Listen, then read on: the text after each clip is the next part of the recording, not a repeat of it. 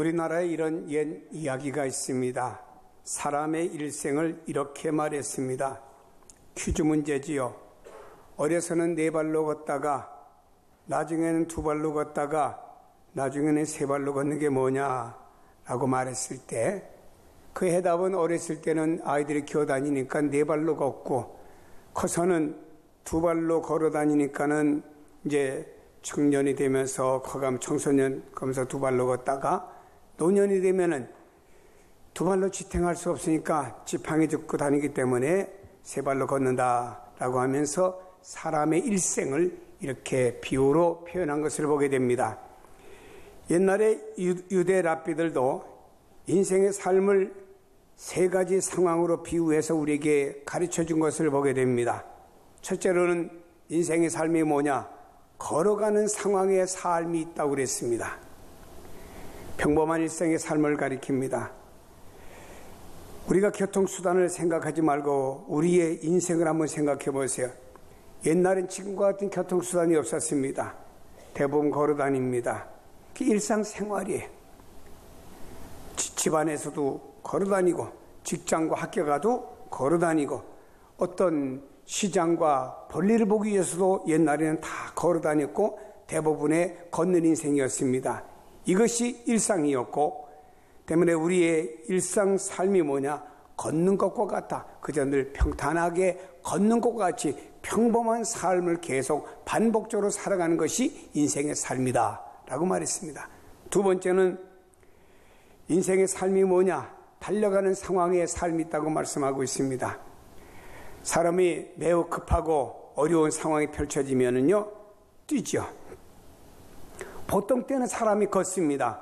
그러나 급박한 상황이 벌어지게 되면 사람이 뜁니다. 아이들이 학교에 등교하는데 시간이 되니까 정문이 스르르 닫힙니다. 이때 멀리서 오는 학생들은요, 그 정문을 통과하지 않으면 또 지각생으로 벌쓰니까 죽자사자 뜁니다. 언젠가 아파트 앞에서 어떤 아이가 넘어져서 다쳤어요. 그때 바람과 같이 번개처럼 휙 누가 앞을 지나가는데 보니까 그 아이 엄마였습니다. 아이가 다치니까 엄마는요 그냥 쏜살같이 달려갑니다. 여러분 이와 같이 똑같지는 않지만 우리가 급박한 상황 속에 있을 때 뛰는 인생이 있습니다.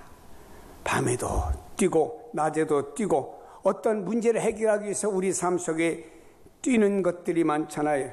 이런 삶을 가리켜서 오늘 여기 루데 랍비들은 뛰는 상황과 같은 인생의 삶이 있다라고 우리에게 가르쳐 주고 있는 것입니다. 세 번째 삶은 어떤 삶이냐면 나라에 될 상황의 삶이 있습니다. 내 힘으로 어떻게 할 수가 없습니다. 사방이 막혔습니다. 어떤 방법이든 더 이상 손 쓸 수 없는 상황이 되었습니다. 여기서 할 수 있는 게 뭔가요? 사방이 성벽과 같이 막혀 있습니다. 캄캄합니다. 앞으로도 뒤로도 좌우로도 갈 수 없는 이런 상황 속에서 할 수 있는 방법은 딱 한 가지밖에 없어요. 위로 날아 올라갈 수밖에 없다고 하는 것입니다. 사방이 절벽이잖아요. 높은 담으로 막혀 있잖아요. 방법이 없잖아요. 어떡합니까? 날아 올라가야 되겠죠. 우리는 때때로 이런 상황에 놓을 때가 있습니다. 내 힘으로는 더 이상 아무것도 할 수가 없습니다. 이제는 모든 것을 꼼짝 못하고 다 포기하고 내려놓아야 될 상황이 있을 때가 있습니다. 그때 이렇게 말합니다. 아, 이제 끝이구나. 더 이상 길이 없구나. 여기서 모든 것이 포기가 되어지나 보다 라고 하면서 포기하는 사람들이 있습니다. 이때 필요한 것은 날개가 필요한 거예요. 날아 올라가면 됩니다. 우리는 늘 이런 상황 속에서 왔다 갔다 하며 삽니다. 걷는 인생이든지 뛰는 인생이든지 아니면은 날아 올라가든지 이런 상황 속에서 우리 인생이 반복적으로 살아가는 것이 인생이다. 그래서 누군가 말했듯이 인생은 다람쥐가 쳇바퀴 돌다시 이런 것들을 반복적으로 살아가는 것이 인생의 삶이다라고 말하고 있습니다. 사람은 꿈이 희미해지고 이 꿈을 잊어버리면 사람은 피곤함을 느끼게 됩니다. 이걸 잊어버리면 우리는 안 됩니다. 그래서 성경이 우리에게 말씀했습니다. 믿음, 소망, 사랑 3가지는 항상 있어야 되는데 그 중에 하나가 뭐죠? 소망 아닙니까? 꿈을 가지고 살아라 이 말. 우린 영원한 하나님의 나라에 대한 꿈도 있지만 이 땅에서도 우리는 비전을 가지고 살라고 말씀한 줄로 믿습니다. 비전이 있는 백성은 망하지 않고 비전이 없는 백성은 망하는 겁니다. 이런 이스라엘 백성들에게 하나님은 이렇게 말씀하고 있습니다. 너는 알지 못하였느냐? 듣지 못하였느냐? 영원하신 하나님 여호와 땅끝까지 창조하신 이는 피곤치 아니하시며 곤비하지 아니하시며 명철이 한이 없으시며 피곤한 자에게 능력을 주시며 무능한 자에게 힘을 더하시나니 소년이라도 피곤하며 요즘 애들 보세요. 피곤하다. 성경에 미리 예언했잖아요. 소년이라도 피곤하며 장정이라도 넘어지며 쓰러지되 오직 여호와를 앙망하는 자는 새 힘을 얻으리니 독수리가 날개치며 올라감 같을 것이요 다른 박질라도 곤비치 아니하겠고 걸어가도 피곤치 아니하리로다. 아멘. 여기 말씀에 해답이 있습니다. 오늘 본문에 반복되는 것은 피곤과 대조적으로 나오는 말씀이 있어요. 인생이 이렇게 한계가 있기 때문에 피곤하다. 인생이 꿈이 없다 보니까 피곤합니다. 근데 피곤과 대조가 되는 말씀이 나오는데 그거는 능력이다, 힘이다 라고 하는 단어가 나옵니다. 한쪽은 피곤이다, 한쪽은 능력이다, 힘이다. 성경이 말씀합니다. 따라합시다. 피곤한 자에게 능력을 주시며 무능한 자에게 힘을 더하시나니, 여기 피곤한 자에게 능력 주신다, 무능한 자에게 힘을 주신다, 파워를 주신다 이 말. 이것이 하나님의 처방인 줄로 믿습니다. 우리가 모든 피곤함과 곤고함에서 이길 수 있는 것은 바로 이 힘이라고 하는 거예요. 바로 능력이라고 하는 것입니다. 내가 사람이 할 수 없는 상황이라 할지라도 하나님의 능력이 임하면은 모든 걸 극복해 나갈 수 있습니다. 성경은 말씀합니다. 사람은 할 수 없으되 하나님은 하실 수 있느니라. 우리는 이것을 알아야 됩니다. 그것을 믿기를 축복합니다. 이 능력을 하나님께서 주시기를 원하십니다. 그분은 영원하신 하나님, 땅끝까지 창조하신 하나님이라고 말씀하고 있습니다. 이 능력을 주시는 하나님에 대해서 두 가지로 말씀하고 있습니다. 너는 알지 못하느냐? 넌 듣지 못하였느냐? 영원하신 하나님, 땅끝까지 창조하신 하나님은 피곤하지 않고 곤비하지 않고 명철이 한이 없고 피곤한 자에게 능력 주시고 무능한 자에게 힘을 주시는 그 하나님을 왜 모르냐?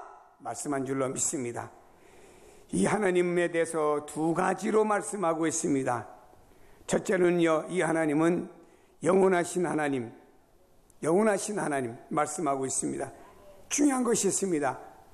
하나님의 용서의 선포가 영원한 줄로 믿습니다. 비록 여기 있는 유대인들은 말입니다. 조상들의 범죄로 인해서 심판을 받아 포로되어 왔지만 이제 하나님이 그 징계를 통하여 용서하시겠다고 말씀하신 겁니다. 저들에게 다가가시는 그 자체로 하나님께서 저들을 이미 용서했다고 하는 말씀 아닙니까? 하나님께 저들을 다가왔다고 하는 이미 용서했다고 하는 거 아니겠어요? 예를 들면은 아이가 잘못했습니다. 야단을 쳤습니다. 아이는 자기 방으로 들어갔습니다. 저녁 때가 되니까 아버지가 얘야 건너와 밥 먹어라. 그 말 속엔 뭔가 있나요? 이미 너를 용서했다고 하는 게 포함된 것 아니겠습니까? 용서하지 않고 그냥 밥만 먹으라 이거예요? 아버지는 그 마음으로 용서했기 때문에 건너와서 밥 먹으라 이겁니다. 오늘 하나님께서 이스라엘 백성들에게 다가갔습니다. 나는 영원하신 하나님이다 라고 다가가신 이미 영원하신 하나님인 내가 너희 죄를 용서했다고 하는 선포가 그 사각에 들어있다고 하는 말씀입니다. 하나님 영원하신 분이고 반드시 약속을 지키십니다. 일시적인 하나님이라고 하면 그 하나님의 약속은 그렇게 중요하지 않아요. 그저 단지 사람의 마음을 사로잡기 위해서 일시적으로 하시는 말씀이라 의미가 없습니다. 영원하신 하나님이기 때문에 그 약속이 유효한 것입니다. 우리 하나님은 어제나 오늘이나 영원토록 동일하시다 그랬습니다. 그 동일하신 하나님이시기 때문에 그 동일하신 하나님이 너의 잘못을 용서했다고 선포하는 것은 우리에게 영원한 줄로 믿으시기를 바랍니다.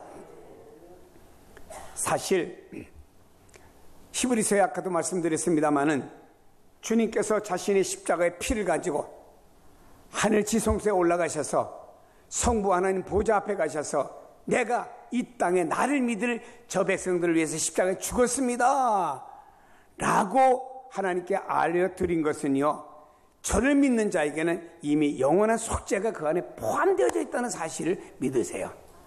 너무 정죄감을 갖지 마세요. 하나님, 물론 내가 죄를 졌습니다. 해 아래 의인은 없나니 한 사람도 없다고 말씀했습니다. 모든 사람이 죄를 범하였으며 하나님의 영광에 이르지 못한다고 그랬으며, 그러나 예수 그리스도를 믿는 사람, 주님을 믿는 사람, 그 안에서 모든 죄가 용서받는 거 나는 믿습니다. 그 믿음 속에 우리의 용서와 속죄함이 있는 줄로 믿습니다. 너무 사람들이 죄의식 속에 사로잡혀갖고 나는 이 죄 때문에 지옥 갈 수밖에 없을 것 같아 하면 그때부터 마음이 피곤해지고 마음이 지옥을 향해 가는 겁니다. 나는 그런 죄인일지라도 그리스도 안에서 자유와 용서함을 받았어. 왜냐? 우리 하나님 어떤 하나님이신가요? 영원하신 하나님이신데 영원하신 하나님 예수님 보내주셔서 그 어떤 상황 속에서 예수님 우리를 위해 십자가 지심으로 말미암아 우리에게는 영원한 속죄가 보장되어 있는 줄로 믿습니다. 아멘이요. 오고 오는 세대에 이 말씀이 다 유효한 것입니다. 그리스도 안에서 속죄함을 입은 겁니다. 그리스도 안에서 속죄함을 입은 겁니다. 또 여기 성경 말씀하고 있습니다. 창조주 하나님이라고 했습니다. 창조주 하나님은요, 섭리하시고 다스리는 하나님을 말하는 거예요. 여러분이 주택집을 사가지고 갔다고 봅시다. 주택입니다. 어떻게 합니까? 매일같이 청소하잖아요. 또 뭔가 망가지 보수하잖아요. 주변의 화단도 깨끗하게 정리하지 않습니까? 이건 뭔가요? 내 집이기 때문에 내가 그 집을 관리하고 다스리는 거예요. 하나님이 창조주로 만들었기 때문에 하나님께서 모든 걸 섭리하고 다스리는 것입니다. 하나님께서 모든 걸 지으고 만드셨고 하나님이 나를 지으고 만드시고 나를 예수 그리스도를 통해서 속량하여 하나님의 자녀 만들어 주었습니다. 그렇다면 우리는 하나님의 섭리가 있는 거예요. 하나님은요, 세밀하게 운행하시며 우리의 사정을 너무나 다 알고 계셔요. 그러면 너무 여러분 염려하지 마세요. 그 찬송도 너근심 걱정 말아라. 주님이 우리를 지켜주시는데, 주님이 다 지켜주시는데, 어떡하지? 근심 걱정 나는 그죠? 스트레스 받잖아요. 피곤해지는 거예요. 그럼 주님이 보실 때는, 아니 내가 너를 지키고 보호하는데 내가 근심 걱정하느냐? 어? 아니 내가 내 생명도 내 마음대로 못하고 구원도 내 마음대로 못하고 내 삶의 미래도 내 마음대로 못하는데 내가 너를 붙잡고 인도하는데 내가 왜 맨날 근심 걱정하며 사느냐? 근심 걱정하며 살다 보니까 내가 피곤해지고 지치게 되고 스트레스 받고 이러다 보니 우리가 어려움을 받게 되는 거예요. 여러분, 하나님께서 모든 걸 아시고 세밀히 운행하십니다. 우리의 사정 다 알고 계세요. 여러분들이 자녀들을 키우다 보면 그 부모가 자녀를 다 알잖아요. 식성이 어떤지, 잠습관이 어떤지, 그 아이가 취미가 뭔지 다 알잖아요. 심지어는 아이가 밖에 나갔다 들어오는 거 얼굴만 봐도 부모가 알잖아요. 얘가 싸웠느니 아니면 여자친구를 만나고 왔느니 다 부모가 알아요. 그래서 얼굴 보고 짐작으로 부모가 얘기하잖아요. 그럼 그 아이가 숨기려고 하다가 결국에는 뽀록이 나잖아요. 근데 부모가 자녀를 오래 함께 살아도 아는데 하나님께서는 우리를 세밀히 모르는 게 없잖아요. 성경에 말씀하기를 머리카락까지 세신 바 되신다 그랬잖아요. 그건 머리카락 숫자까지 아시면 다른 거 말할 거 없잖아요, 여러분.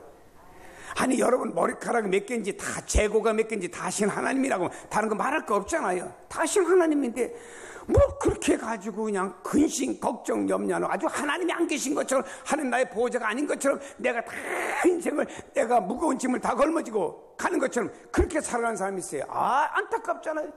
왜 이렇게 피곤하게 그렇게 인생을 삽니까?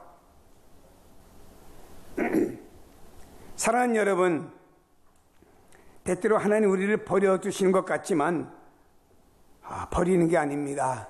우리가 성경에 보면 이스라엘 백성들을 하나님께서 바벨론에 보냈습니다. 그리고 바벨론에 있는 이스라엘 백성을 다시 이끌어내야 되잖아요. 그래서 하나님께서는 바벨론에 있는 이스라엘 백성들을 이끌어내기 위해서 바벨론이라는 나라를 망하게 만들고 페르시아가 들어서면서 그곳에 있는 이스라엘 백성들을 나가게 만든 거예요. 야, 하나님은 한 나라의 역사도 하나님에 의해서 주도가 되는 거지 사람이 우물럭주물럭 하는 게 아니래요. 저는 이 말씀을 보면서 그래 맞다. 대한민국도 하나님의 보호하심 속에 있는 거지. 우리가 말입니다. 사드를 배치하고 우리가 어떤 특별한 비행기를 미국으로부터 갖다 가서 띄움으로 말미암아 북한이 공포를 느껴서 전쟁을 안 하고 그것이 아니고 하나님께서 대한민국도 하나님의 보호와 하나님의 손길에 있는 줄로 믿습니다. 그러다 보니까 우리는 걱정 안 해요. 미국에서 제 친구들이 전화합니다. 김 목사야, 별일 없냐? 별일 없이 하루에 밥 3끼 잘 먹고 잘 산다. 혹시 전쟁 안 났냐? 안 났다 이 사람아. 야, 전쟁 난다는데 미국에서는 야단이야. 그래서 매일같이 미국에 있는 그 자녀들이 한국인 부모님들하고 전화를 한답니다. 별일 없냐고, 간밤 잘 주무셨냐고. 여러분, 우리는 기억해야 됩니다. 하나님이 참 애국가가 잘 지었는데 좀 바뀐 게 좀 못마땅해. 하나님 보호사인데 하느님으로 바꾼 거 진짜 잘못한 거예요. 맞아요. 우리 초창기 애국가를 만들 때는 하나님이 보호사, 하나님이 대한민국을 보호하여 주십니다. 여러분, 우리가 이 말씀을 볼 때 하나님이 그 조그만 이스라엘 백성들을 애굽에서 이끌어내기 위해서는 거대한 애굽이란 바벨론이라는 나라를 바벨론에서 끌어내기 위해서 망하게 만들었잖아요. 이 바벨론이라는 나라는 요즘으로 하면 이라크입니다. 이라크가 얼마나 큽니까? 근데 이스라엘은 조그맣잖아요. 그 바벨론에 있는 이스라엘 백성들을 이끌어내기 위해서 하나님이 지금 섭리하잖아요. 섭리하신 하나님께서 바벨론을 망하게 만들고 그곳에 있는 이스라엘 백성들을 나오게 만든 겁니다. 또 봅시다. 야곱이라는 가족 70명이 애굽으로 갔습니다. 세월이 지나서 이제는 장정만 60만이 되는 하나의 민족이 되었고 남녀노소 합치면 약 200만 되는 민족이 되었습니다. 더 이상 애굽에 살 필요가 없습니다. 그래서 하나님께서는 애굽에서 이스라엘 백성을 나가게 만드는데 애굽의 바로 왕이 그 이스라엘 백성을 내보내주지 않습니다. 그래서 하나님께서는요, 애굽을 망하게 만들어요. 그리고 애굽에 있는 그 이스라엘 백성들을 나가게 만듭니다. 할렐루야. 하나님이 나라, 민족, 개인, 삶, 예수 믿는 사람의 모든 삶을 하나님이 섭리하고 다스린다는 사실을 믿으세요. 여러분이 여러분의 미래를 우지차지하는 것이 아니고 하나님께서 여러분의 미래를 주지차지하시는 하나님, 그분의 섭리 안에 내가 있는 겁니다. 우리가 있는 겁니다. 그런 믿음을 갖고 사시기를 바랍니다.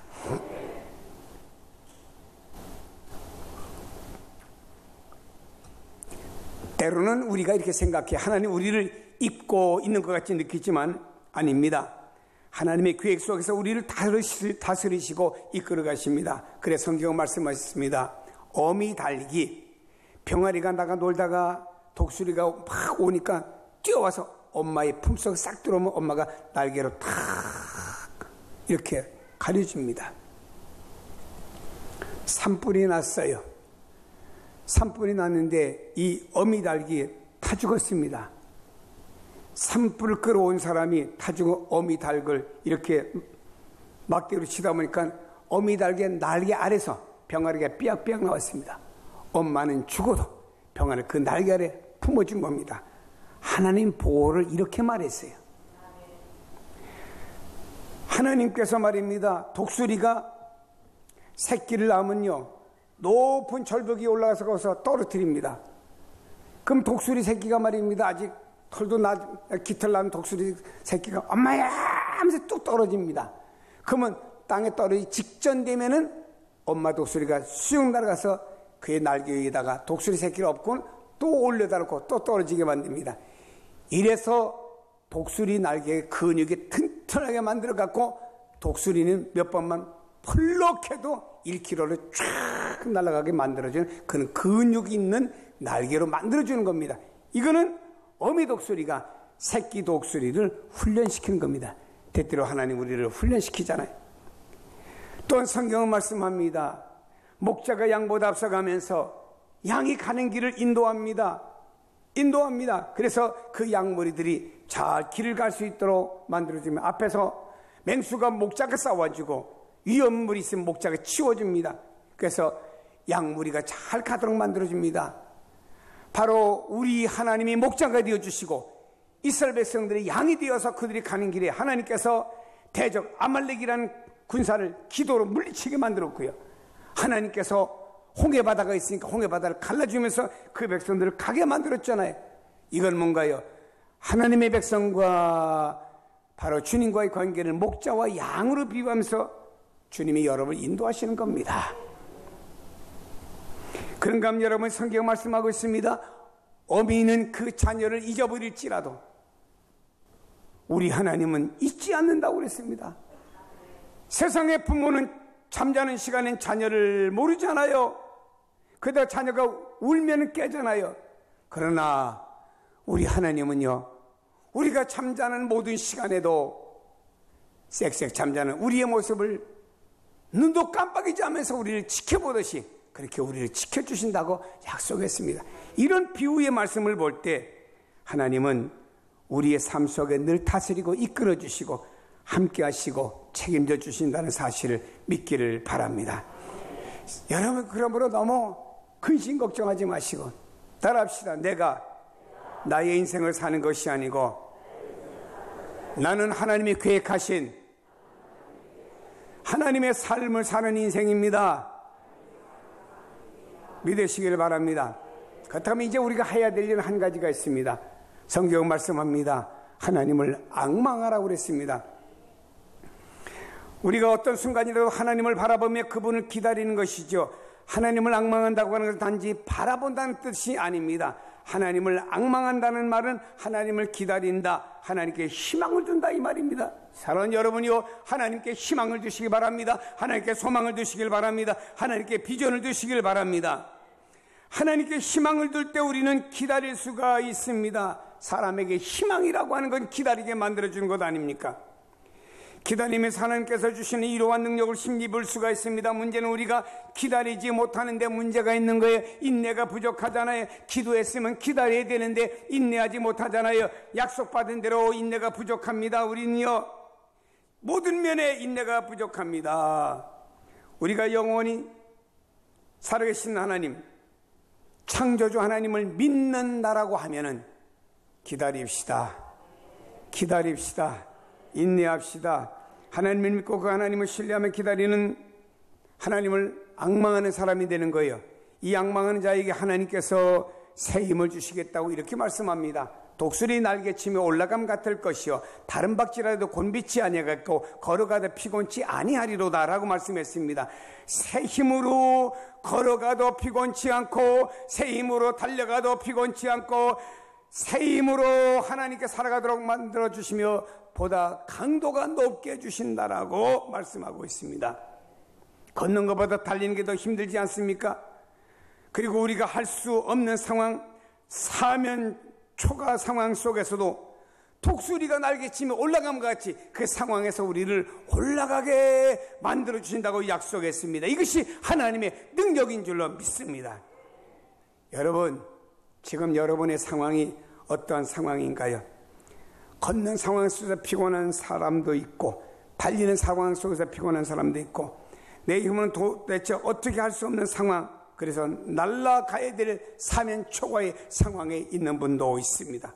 어떤 상황이든지 간에 기억해야 될 것은 영원하신 하나님, 땅끝까지 창조하신 하나님 잊지 않고 그 하나님을 묵상하고 기억하며 그 하나님을 바라보고 희망을 가지며 나아갈 때 하나님께서는 말입니다, 우리를 새롭게 만들어주시는 줄로 믿습니다. 이제 우리의 목숨은 하나예요. 하나님께 희망을 둡시다. 하나님께 희망을 둡시다. 하나님을 앙망하는 자에게 오늘도 새 힘을 주시는 줄로 믿습니다. 지치지 않고 피곤하지 않고 독수리같이 날아 올라가는 힘, 그 힘으로 사는 사람들이 오늘 그리스도인인 여러분들인 줄로 믿기를 축원합니다.